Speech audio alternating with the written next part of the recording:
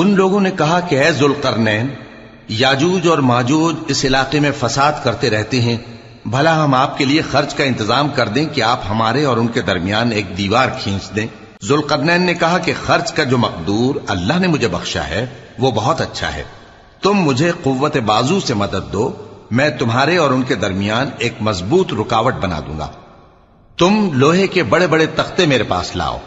چنانچہ کام جاری کر دیا گیا، یہاں تک کہ جب اس نے دونوں پہاڑوں کے درمیان کا حصہ برابر کر دیا اور کہا کہ اب اسے دھوکو،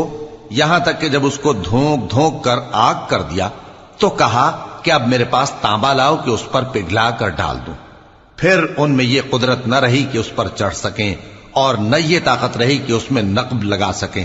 بولا کہ یہ میرے پروردگار کی مہربانی ہے، پھر جب میرے پروردگار کا وعدہ آ پہنچے گا تو اس کو ڈھا کر ہموار کر دے گا، اور میرے پروردگار کا وعدہ سچا ہے۔ اس روز ہم ان کو چھوڑ دیں گے کہ روئے زمین پر پھیل کر ایک دوسرے میں گھس جائیں گے، اور سور پھونکا جائے گا تو ہم سب کو جمع کر لیں گے، اور اس روز ہم جہنم کو کافروں کے سامنے لائیں گے، جن کی آنکھیں میری یاد سے پردے میں تھیں اور وہ سننے کی طاقت نہیں رکھتے تھے۔